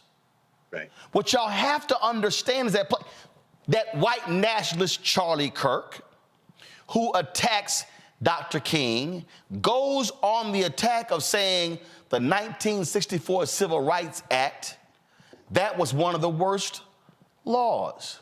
See, if y'all understand history, that was a time when Republicans in the 60s were ardent supporters of the 1964 Civil Rights Act, until there was a book written called The Conscience of a Conservative.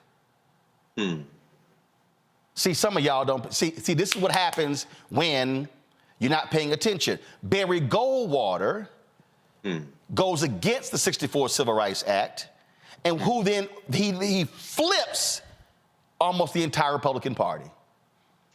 Yeah. So what you have to understand is they're attacking the 1866 Civil Rights Act, the 1964 Civil Rights Act. They've been trying to erode and destroy the 1965 Voting Rights Act.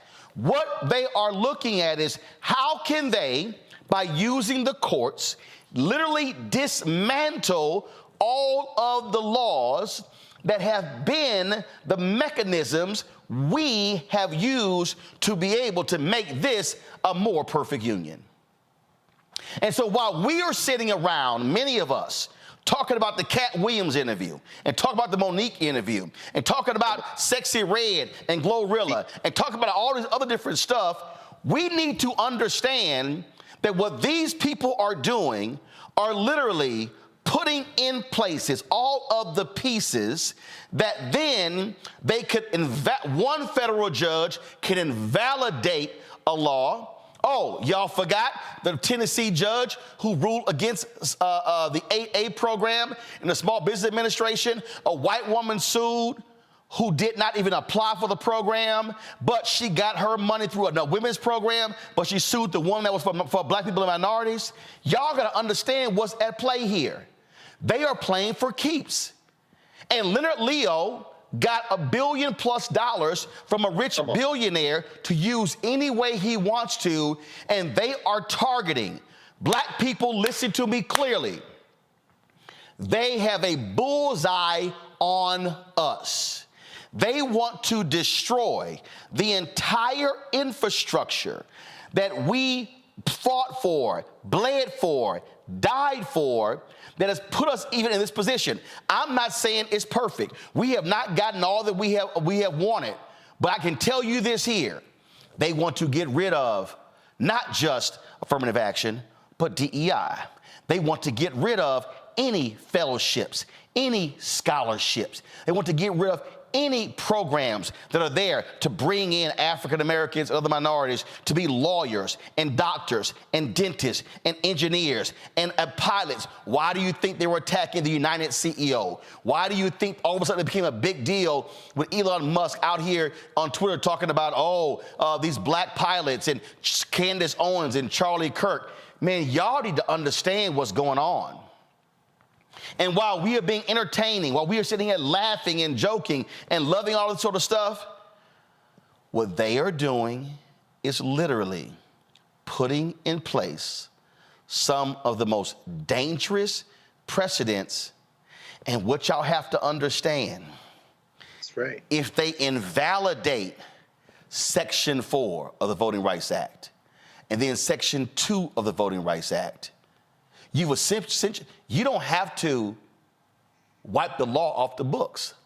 All you gotta do is get rid of the two most important things. See, some of y'all sitting here think we joking when the 8th Circuit in Arkansas ruled that only the government can file suits on behalf of the Voting Rights Act. Do you know what that means? NAACP, LDF, Lawrence Committee for Civil Rights Under Law, Transforming Justice Coalition, the ACLU. That means that no black voters matter. Repairs of the breach. That means that no third-party group, y'all ain't listening. That means no third-party group, which constitutes nearly 98% of all lawsuits, can file a lawsuit using the Voting Rights Act. The federal government has only filed less than 20. This is happening before our very eyes.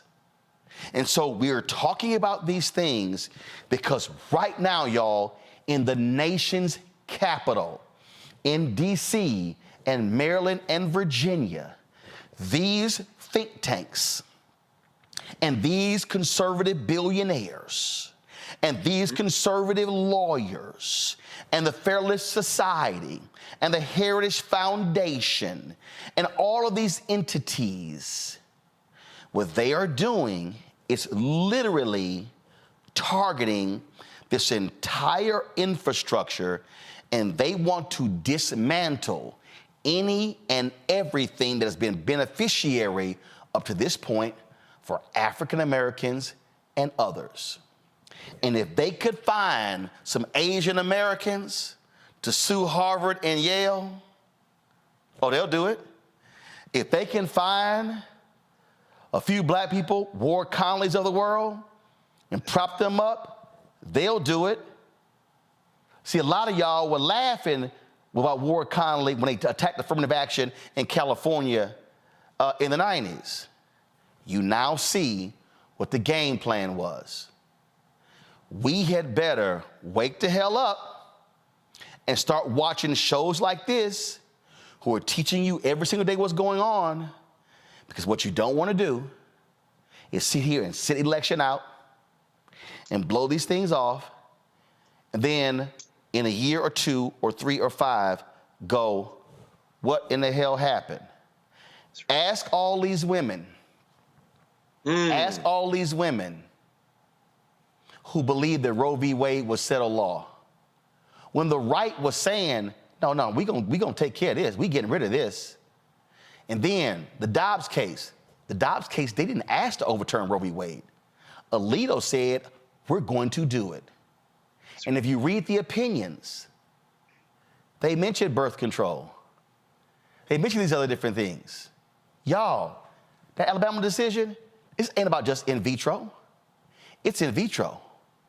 It's birth control. It's Plan B. It's all of it. Roe v. Wade happened. Wake up. Roe v. Wade happened because white women voted in majority for Donald Trump, and then he appointed 3 conservative justices that flipped Roe v. Wade. And now we get to find out at the end of this year whether white women are going to vote in majority for Donald Trump again. These are the moments where you realize that some of the voting patterns on sides that we don't talk about, we're always talking about black voters. We're always, when I say we, the media is obsessed with black voters, but it was actually white women that messed up that election big time for Hillary Clinton and caused this situation where we had Donald Trump picking three members of the Supreme Court. And then that led to the flip of Roe v. Wade. That's one of the biggest ironies of this entire thing. Yeah, but here's the deal, though. Yes, 53% of white women voted for Donald Trump. Yet we're analyzing black voters all in the media. No. Generally, we're analyzing black voters all the time. No. But here's the deal, though. White women gonna do what they do. But Greg said it earlier, and which is what my focus is. There's some woman named Sarah Thompson on here. She go, Roland cares about his race. Sarah, let me be real clear. I care about black people. You damn Skippy, I do. And the point. All I'm saying is when we do the right thing, we vote the right way, we turn out, which we did for Biden. We turned out, we put him in office. Black voters put Joe Biden in office. We do the right things every election cycle. And then it's another group that messes this thing up. In this case, white women. I agree with you, but I have to add this. Mm-hmm. We are not maximizing our vote. Here's my whole point. My whole point is this here. We vote our numbers. DeSantis is never governor. Facts. We vote our number. Again, there was a 50,000 voter drop-off between voters in Milwaukee for 2018 and 2022. Now, let me be clear. DNC gotta do more, Candace gotta do more, but the point that I'm making is I am not waiting for a party to speak to my interests when I'm speaking to my own interests. If 50,000 folks in Milwaukee vote in 2022, Senator Ron Johnson is not there. Democrat Mandela Barnes is. So what Greg is talking about in South Carolina, I'm talking about same thing in North Carolina. If black people voted, Sherry Beasley is Chief Justice of the Supreme Court. If black folks maximize our numbers, Mike Epstein is U.S. Senator in Mississippi. If black people maximize our numbers in Texas, you can have a black United States Senator who beats Ted Cruz. And so I agree with you totally about that, Lauren. But if they vote the way they do, but we take our numbers from 38, 40, 42, 45 to 68, 70, 75, we run the table. It's true. And I'm just trying to get black people to understand the larger picture of how they are strategically attacking all of the mechanisms that we have been able to build and grow, because if they're able to bring those down, it truly makes our lives a living hell. Greg, final comment before I got to go to the break. You know, I would just, again, echo everything that we've been talking about, and again, stress the importance of this platform. We all saw what happened yesterday in Arizona. The Maricopa County District Attorney said she's not going to extradite a murder suspect to New York because she doesn't trust Alvin Bragg. Alvin, a word for you, brother. You know, doing what you did with Jonathan Majors, as Lauren has walked us through, it's not going to save you. See, what you Negroes don't understand is that there's nothing you can do to save yourself as an individual. You can't appease them. You can't lock enough of us up. This white woman said she's going to violate federalism. She ain't sending the murder suspect. Extradition. Do y'all understand what's happening? There is no United States for white nationalists that they don't run. Either they run it or there's no country. We are at the point now where they have dropped all pretenses. The Chief Justice of the Alabama Supreme Court quoting God in an opinion. There is no separation of church and state. Listen to what Roland is saying. It's very important. Now, you say this ain't about in vitro. This is about control. We're going to tell you women what to do with your bodies, and you N-words, we're going to make you shave your head, and then we're going to pass a law to say you can't be bald-headed. It ain't got nothing to do with anything other than control. And if you don't want to have to fight in a way that everybody bigfooting and loudmouthing like they're going to go out here and start a revolution, well, you know what? You might get your chance, and it might be right around the corner if you don't take another tack. And that's really where the rubber meets the road. So I'm just going to co-sign everything y'all said. Hold tight 1 second. Going to a break. We come back. We're going to talk about, you hear us talk about local elections and why they matter. So we're going to talk about an election in Harris County, Houston, that, again, somebody might think, I don't understand. What's the big deal? It's a perfect example of why every election matters. That's next on Roland Martin Unfiltered on the Black Star Network. You heard why we're marching, and it's really a launch. It's not even a march. We're launching. That's right. A 42-week campaign. March the 2nd at 10 o'clock in Raleigh and 33 other state capitals and the District of Columbia. This is a historic move to mobilize the most powerful untapped block of voters in this country. Poor and low wealth voters who make up 87 million votes. And it's never been tried before. Never been tried before in history. At the same time, the same message, same focus. And when that power turns loose, they will not be able to figure out the political calculus. I don't know about you, but I'm ready to shake things up. I'm ready to get up out of the valley. I'm ready for God to put his spirit on us. I'm ready to be used to change this nation. And what we're saying is, can't we come together? Can't we come together around an agenda? You ain't got to like everything about Reverend Barbara. You don't have to like everything about St. Croix. You don't have to like everything about Long Choir. But can we come together and say it's time to end poverty as the fourth leading cause of death? It's time to have $15 and a living wage indexed with inflation. So every time inflation goes up, the minimum wage goes up. It's time to have health care for all. It's time to fully fund public education. Can't we come together? It's time to protect women's right to women's health. It's time to have affordable housing for everybody. It's time to stop the proliferation of guns. Ain't no way folk ought to be able to have more guns than they have food, more guns than they have meat on their table. That makes no sense. Isn't it time for division to be ended and love to take over? Can't we organize around that? Look at your neighbor and say, neighbor, I don't need to like everything about you, but can't we organize for power? Can't we stand for justice? Can't we love everybody for just a little while? Can't we come up out of the valley? Can these bones live?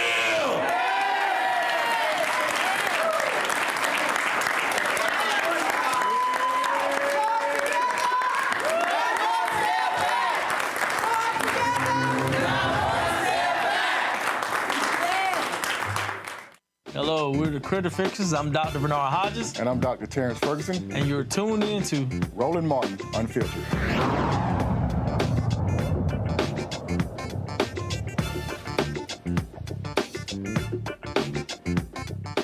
All right, folks, local elections. You hear we say local matter. And so we're not just talking about mayor, city council. We're not talking about just county commissioners. We're talking about district attorneys. We're talking about judges. We're talking about municipal judges. We're talking about all sort of different things, including tax assessors. So you might be saying, well, hold on. I'm sorry.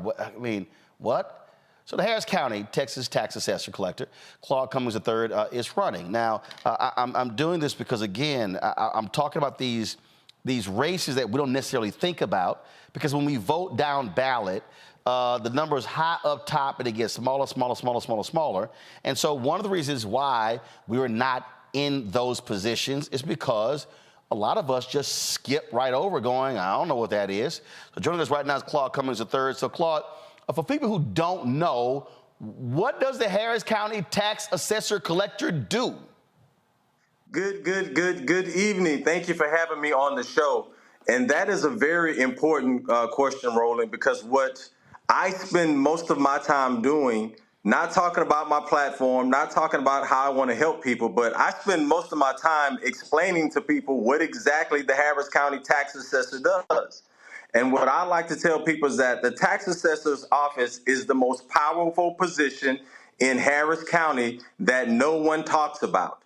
The Harris County tax assessor is in control of every piece of land in Harris County. We are responsible for telling people how much taxes they're going to pay. We're responsible for vehicle registration, and we're also responsible for voter registration in Harris County. Wait, hold on, what? The Harris County Tax Assessor-Collector is responsible for voter registration in Harris County? How? Voter registration, as you remember, or as I know you can recall, there was once a time when we had to pay a poll tax. Tax. And Harris County is still holding on to that tradition. So the voter registration is still in the office of Tax Assessor-Collector. So in the history, has there ever been an African-American tax assessor in Harris County? There has been an African-American female, and she is no longer running, hence why I am running for the spot. So I am seeking to become the first African-American male to hold the spot.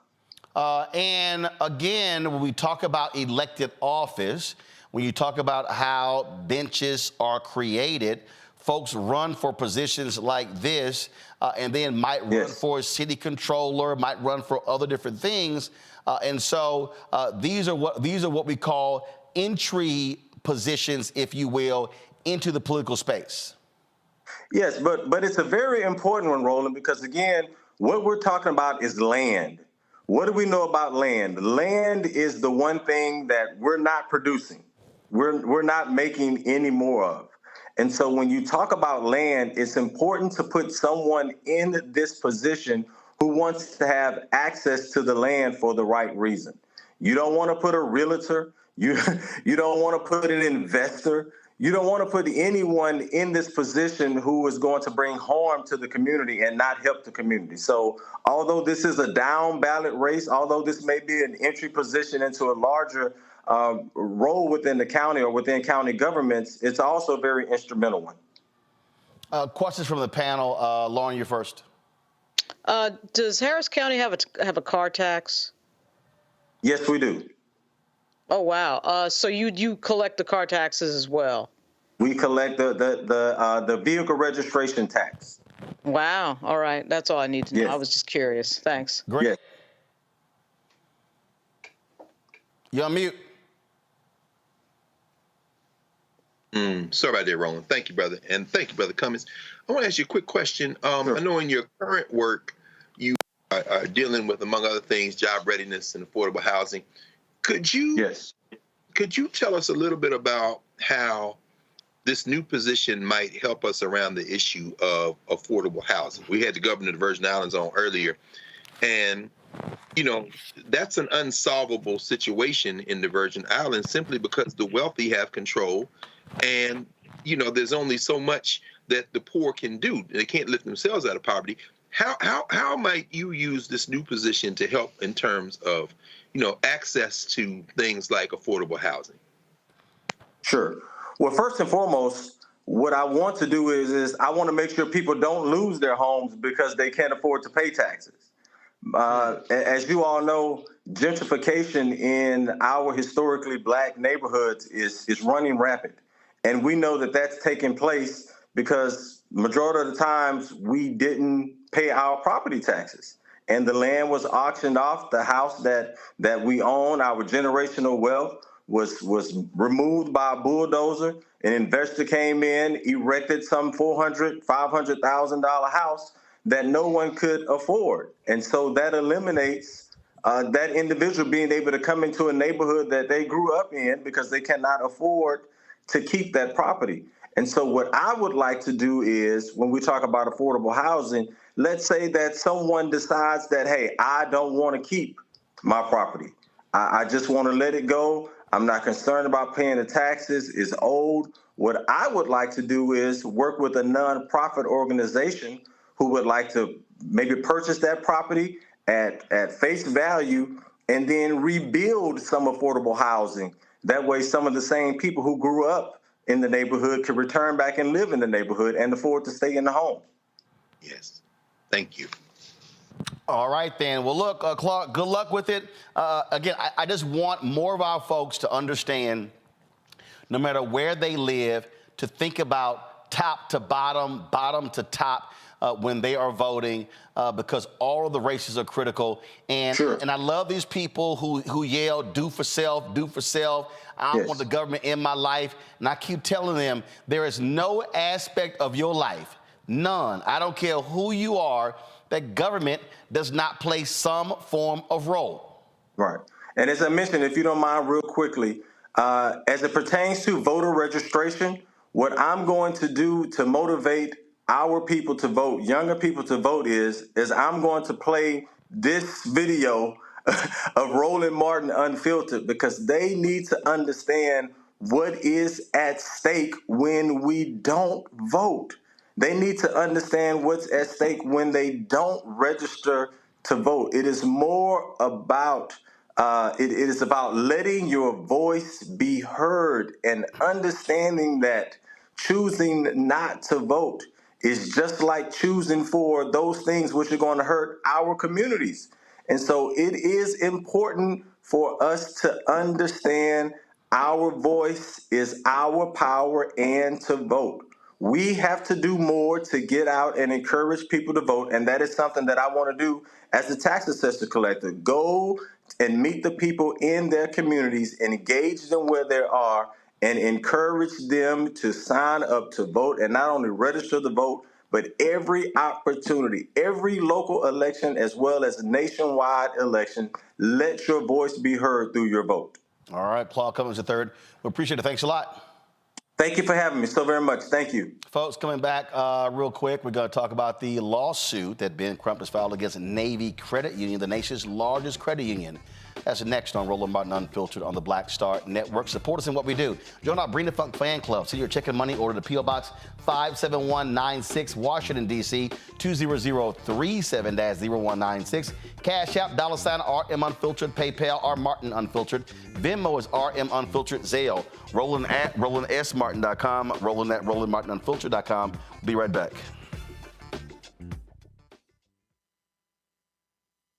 Check this out. Joe Biden and Kamala Harris are investing a record $7 billion into HBCUs. Billions for campus improvements, grants, and debt relief. Billions more for HBCUs. Endless possibilities for us. For the last 15 or maybe 16 years, 18 years, I'll say, since when I moved to LA, I hadn't had a break. I hadn't had a vacation, probably a week vacation here and there. Right. This year, after I got finished doing Queen Sugar and we wrapped it out, because I knew I had 2 TV shows coming on at the same time, I said, I'm going to take a little break. So I've been on break for the first time, and I can afford it now. Praise God. You know what I'm saying? Right. So I can afford it. I'm like, I can sit back and ain't got nothing to worry about, man. But this was the first time in almost in 2 decades that I've actually had time to sit back and smell the roses.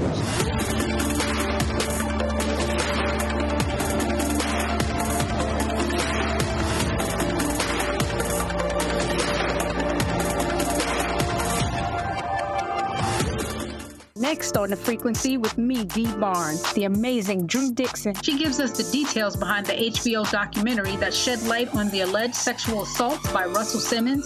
And we're talking about the Netflix documentary, Ladies First, right here on The Frequency on the Black Star Network. I'm Faraji Muhammad, live from LA. And this is The Culture. The Culture is a two-way conversation. You and me. We talk about the stories, politics, the good, the bad, and the downright ugly. So join our community every day at 3 p.m. Eastern and let your voice be heard. Hey, we're all in this together. So let's talk about it and see what kind of trouble we can get into. It's The Culture. Weekdays at 3, only on the Black Star Network. Hey, it's John Murray, the executive producer of the new Sherry Shepherd Talk Show. You're watching Roland Martin Unfiltered.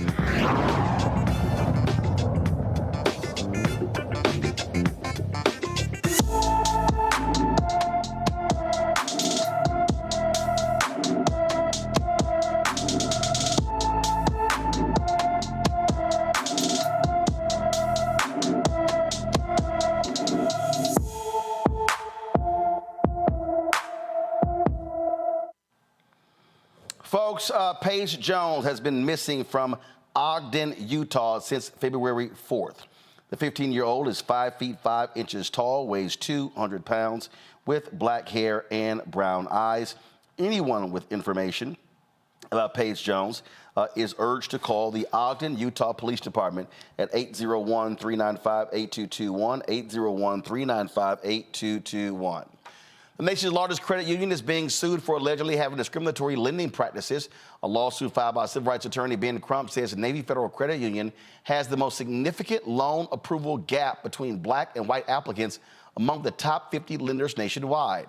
According to the filing, Navy Federal Credit Union approved more than 75% of white borrowers who applied for a new conventional home purchase mortgage in 2022, while approving less than 50% of black borrowers for mortgages. They had a news conference today. Crump said this. Black Americans make up only 8.8% of homeowners, and across the industry, and more low-income white applicants are approved than all but the highest income black applicants. As a result of race-based factors, black and Hispanic borrowers have paid $765 million more in interest rate per year than white borrowers. just to make it clear and bring it home, in 2022, Navy Federal, as it relates to black borrowers, were approved for mortgage loans only at 48%. That means they denied us 52% of the time. Latino borrowers were only approved 56% of the time, while white borrowers were approved 77% of the time. Folks, I'll start with you, Greg. I mean, the reason these suits are important is because of something called discovery. And what happens is these companies can say whatever they want to in press releases, but when you have to go through discovery, you got to provide documents. You got to sit and provide emails, and that typically is where the good stuff is located. Absolutely, absolutely, and it's a very important point you're raising, Roland, and every lawyer knows it, and every legal scholar knows it. Filing a lawsuit isn't always about an immediate victory. Like you said, can we get into the documents? Can we get into the transcripts? Can we get into the conversations, the emails? And that is often where the good stuff is. You know, what is particularly disturbing about Navy Federal is that if you're a veteran, if you're the child of a veteran, and myself, you know, my father, my brother's father, and sister's father was a veteran of World War II, an Army veteran, then you're supposed to have access to this. I mean, one of the things that struck me, and we heard Attorney Crump there say it, but it warrants re-saying, you know, Navy Federal approved a higher percentage of applications from white borrowers making less than $62,000 a year than it did from black borrowers making $140,000 a year. There's no way to explain that. There's no way to explain that other than this is how race operates. And we know that to be sure, but as you have just said in conclusion, when you get discovery, you can then begin to track down the individuals who said this policy, who put this policy in place. You can see the comments they made. You can see the attitudes they made. You can see the decisions they made on individual cases. And you can line out a pattern. Now, after that, of course, we have to take action because it isn't just enough to know. One must act to change the world. Lauren? Yeah, I don't know that we need discovery, actually. This is like the 5th or 6th story we've seen in the last, 10 years about bank loan discrimination and African Americans. We know what the discovery is going to show us. We know that. In fact, what Ben Crump said effectively is what's going to be backed up in discovery if they get that far. I'm wondering what the damage awards would be should they win the case. I don't know that they can go back to everybody that was trying to borrow money who couldn't get it and was trying to buy a house, for example. And this entire moment just sort of makes me think about Tulsa and the fact that we have to control our own banks and our own money and our own banking system to get what we want, because this problem keeps coming back over and over again, whether we win these cases or not. I'm glad that there's a lawsuit, but it seems like the same cycle is taking hold over and over again, where we just get to the next bank and the next case, and that the bigger thing never actually changes. So that's what we call being black in America. Yeah, well, I think that until we control banks and have our own banks, I think we're going to be having this conversation over and over again, and it's tiresome. And as somebody who, I have several family members who bank at Navy Federal Credit Union, because my sister is career Navy. She's in the Navy for 20 years.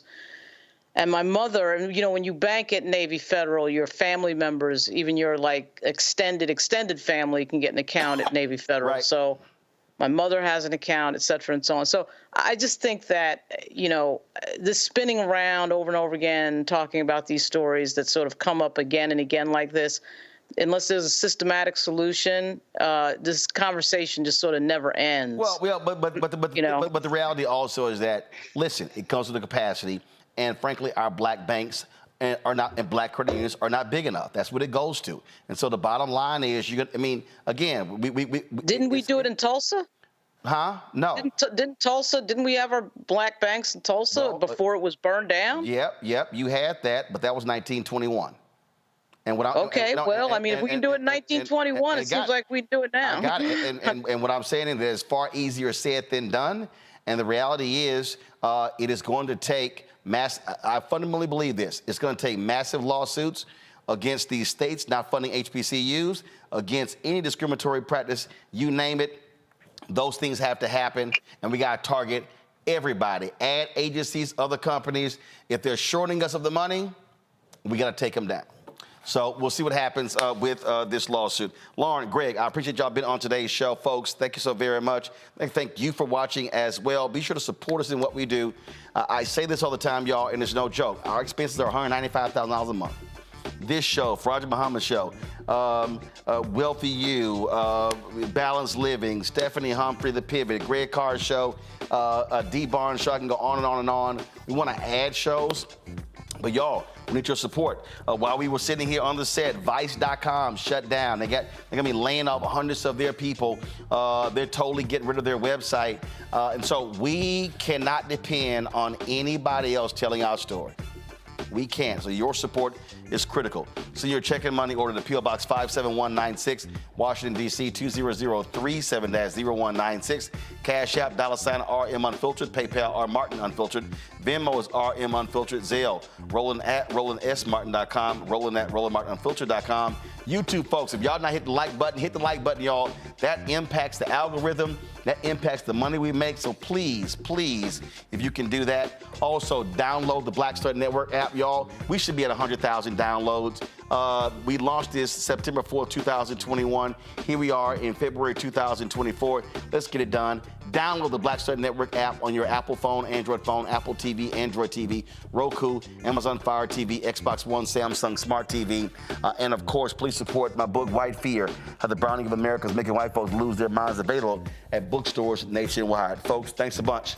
I'll see y'all tomorrow right here on Roland Martin Unfiltered. Holla! Black Star Network is here. Oh, no punch! I'm real revolutionary right now. Thank you for being the voice of Black America. All momentum we have now, we have to keep this going. The video looks phenomenal. See, there's a difference between Black Star Network and Black-owned media and something like CNN. You can't be Black-owned media and be scared. It's time to be smart. Bring your eyeballs home. You dig?